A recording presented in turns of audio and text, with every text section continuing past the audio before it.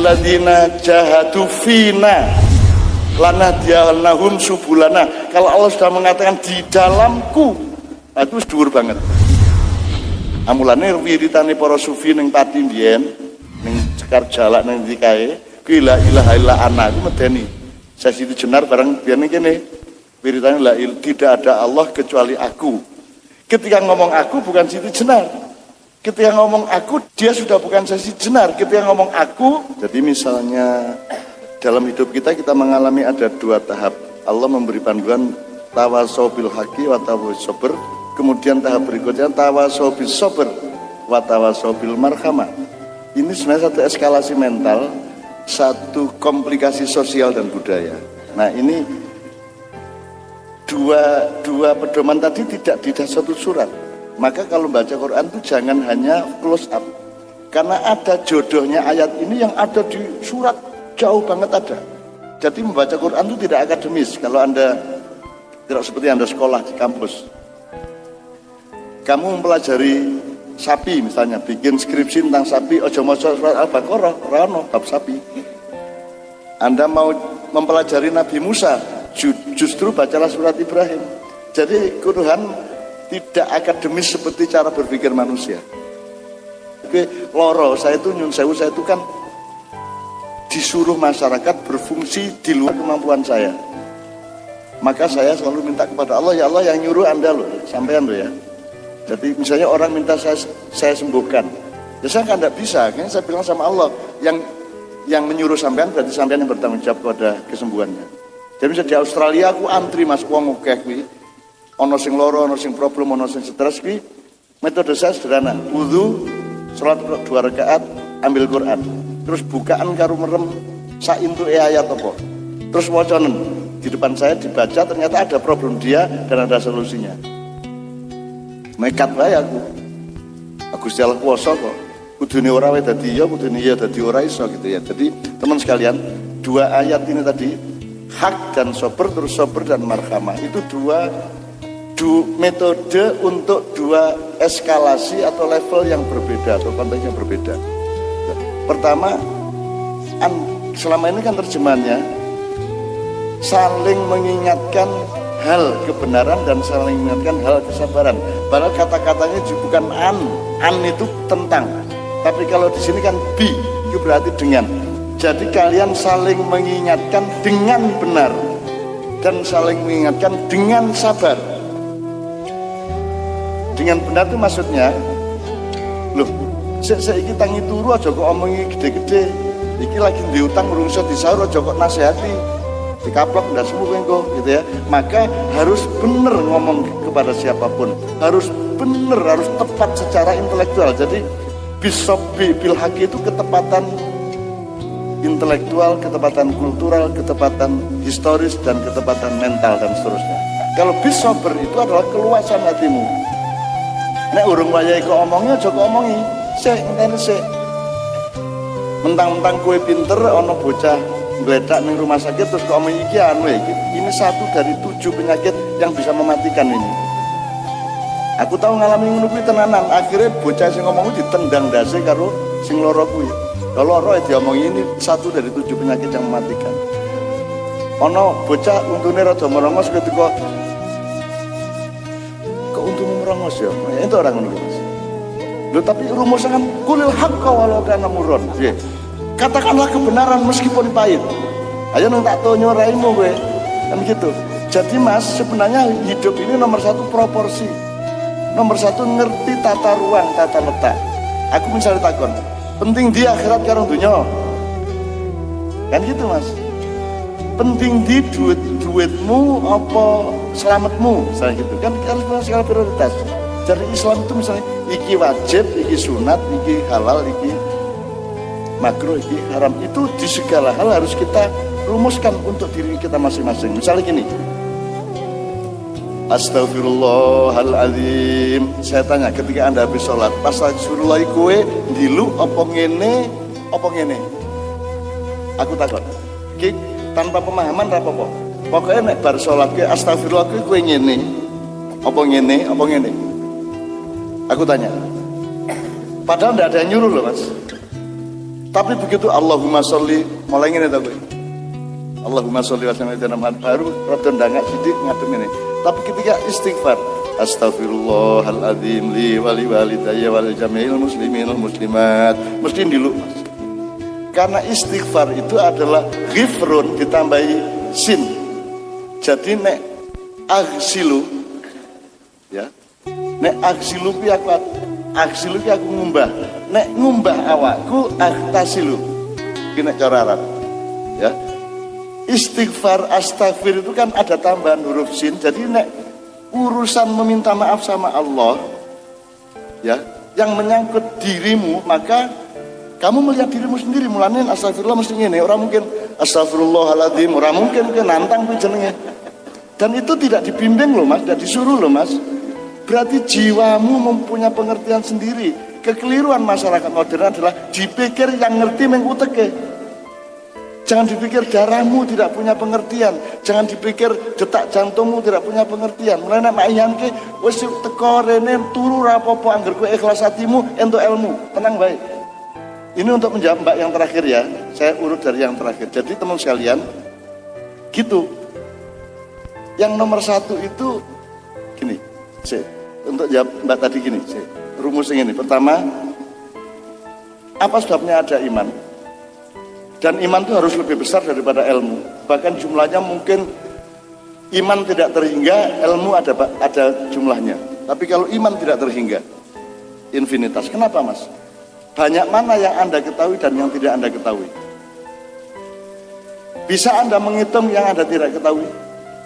Yang Anda ketahui bisa dihitung. Ono kelas, ono dokter, ono profesor. Nek sing tidak Anda ketahui bisa dihitung enggak? Maka iman tidak terhingga. Karena untuk yang bisa Anda ketahui Anda pakai ilmu, untuk yang tidak bisa Anda ketahui pakai iman. Itu sebabnya kita beriman.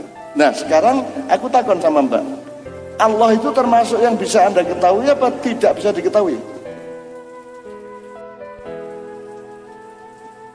Ketika sampai menemukan bagaimana menemukan Tuhan, ini dalam konteks ilmu apa iman? Nek menemukan Tuhan, ono wong sing teko nanggon aku sering ngaji tekani Sunan Kalijaga, Prabu Brawijaya 5, Sabda Palana Yoga ngakune lho Mas. Dan semua tak terima dengan baik. Ono sing ngaku Gusti Allah ning Blora ya Mas. Ning panggung ya, kelingan ta? Saya Allah Subhanahu wa taala. Saya lahir di Blora. Piye kuwi? Jangan aku kok ngadepi wong macam-macam wis, gitu ya. Mbak, menemukan Allah itu ada beberapa level. Menemukan dalam arti melihat, mendengar, atau yang materialistik, atau yang jasadiah. Ada menemukan dalam arti merasakan dengan perasaan dan hati. Ada 3 lapis hati. Kolbun, fuadun, dhokun. Terus mengetahui, menemukan secara akal, secara logika atau intelektual, itu juga mengetahui. Menemukan lagi secara lebih dalam. Nah padahal Allah punya rumus. Allah itu la tudrikul absar wa huwa yudrikul absar wa huwal latiful khabir. Definisinya Allah, dia mendefinisikan dirinya sendiri. Allah itu tidak bisa dilihat oleh semua makhluknya, jadi juga tidak bisa ditemukan kalau urusannya adalah kasat mata. Wa huwa yudrikul absar, Allah bisa melihat apa saja dari makhluknya, siapa saja dari makhluknya. Wa huwal latiful khabir, Allah maha lembut, maha tidak kelihatan, maha ora iso diapa-apake, ning dia mengabarkan. Maka menemukan Allah adalah temukan gejala-gejala di mana engkau merasakan kehadiran Allah. Jadi Allah bisa kita temukan hanya kehadirannya, bukan Allahnya. Jadi dzatiyah tidak bisa, jasadiah tidak bisa. Yang adalah ilmu kehadiran Allah. Masa ora iso niteni, mulane diteni uripe. Gusti Allah bertindak ora. Gitu loh. Gusti Allah ngekeki ora kan bisa diteni Mas. Jadi menemukan kehadiran Allah itu adalah berlatih software dari dirimu. Bahwa Allah itu memberikan ayat ribullahul amsal linnas. Allah memberikan gejala-gejala kehadirannya padamu. Kuwi dititeni bendino. Bahkan kalau istikharah, Anda pakai simbol Anda supaya Allah ngasih tahu Anda bisa paham. Misalnya nek kowe aku apike rabi karo iku apa karo iki, nek aku rabi karo iki elek apa apik, tanya sama Allah. Gusti nek apik jenengan paringi kula warna putih utawa ijo, nek elek jenengan paringi ireng utawa abang. Pakai bahasa kita. Itu iso tak critani dawa soal itu, tapi kita harus pakai bahasa kita. Tapi tidak menemukan Allah dalam arti material. Tadi kan istighfar tadi gitu. Ketika astagfirullahaladzim berarti Allah ada di dalam diri kita. Tapi ketika Allahumma sholli ala sayyidina Muhammad, Allah ada di aras alam semesta, kita tuding begini. Jadi sekarang saya tanya, Allah di mana? Ketika Anda mengatakan ya Allah, berarti dia orang kedua, pihak kedua. Ya misalnya ini, la ilaha illallah, berarti Allah orang ketiga, tidak ada Tuhan selain Allah. Tapi kalau wiritannya la ilaha illa anta, berarti Allah di depan Anda, pihak kedua. Terus lah apa ya Gusti Allah ning ngarepmu? Yang mana? Allah di dalam ruang atau ruang di dalam Allah? Ayo Mas. Ruang di dalam Allah. Jadi kalau kita ngomong di sana Allah, gue jane meng istilah, gue meng gampangke wae jane ora ning kono. Karena kita semua dan galaksi Milky Way semua itu ada di dalam Allah. Maka cari di ayat Quran yang filah, bukan fi barokatillah, fi sabilillah, gue isi roto teknis. Nek wis ana filah, ya. Misalnya alladzina jahadu fina lanahdiyanahum subulana. Kalau Allah sudah mengatakan di dalamku, itu dhuwur banget. Amulane wiritane para sufi ning pati mbiyen, ning Cekar Jalak ning ndi kae, ku la ilaha illa ana ku medeni. Sesi itu jenar bareng biyen kene. Wiritane la tidak ada Allah kecuali aku. Ketika ngomong aku bukan Siti Jenar. Ketika ngomong aku dia sudah bukan Sesi Jenar. Ketika ngomong aku tidak ada Tuhan selain aku, itu dia sudah dalam tauhid billah. Iki nek digawe pelajaran nang sekolah modar iki. Bisa menyesatkan banyak orang kan. Makanya Sunan Kalijaga merekayasa bagaimana caranya supaya dibungkam ini Sesi Jenar. Bal Sesi Jenar ku ya dake dhewe kuwi mengacting kuwi. Untuk memberi peringatan kepada umat Islam berikutnya, kowe hati-hati nek tekan kene. Nek la ilaha illallah oke, la ilaha anta oke, nek la ilaha illa ana kuwi ora kabeh wong iso ngrasa. Kayak gitu ya Mbak ya. Jadi menemukan Allah itu pokoknya Anda punya rasa mesra terus sama dia. Nanti lama-lama Allah yang memperkenalkan allamal insana ma lam ya'lam. Pokoknya Allah sing nguruhi sing kowe ora ngerti. Itu janjinya Allah sendiri gitu ya Mbak ya. Aja terus rumangsane Allah ku teko karo kowe nggawa rambutnya gondrong putih nganggo serban, brongose menyilang. Ora ono. Karena banyak orang yang ngaku Tuhan di depan saya. Maka Fir'aun adalah orang yang terbodoh di dunia, bukan orang yang terhebat di dunia. Karena dia dituhankan oleh lingkungannya dan dia mau.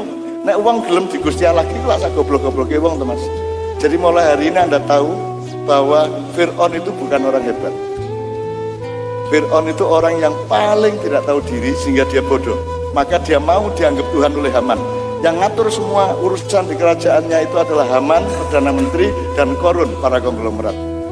Ya. Dan urusan semua, apa mahkamah apapun itu urusan yang ngurus itu yang merekayasa itu adalah Haman sama Korun. Fir'aun jane mung dinggo boneka-boneka wae. Gitu loh. Anda menerjemahkan atau tidak monggo sak karep sampean. Tapi pokoknya seperti itu Mas, gitu ya Mbak ya.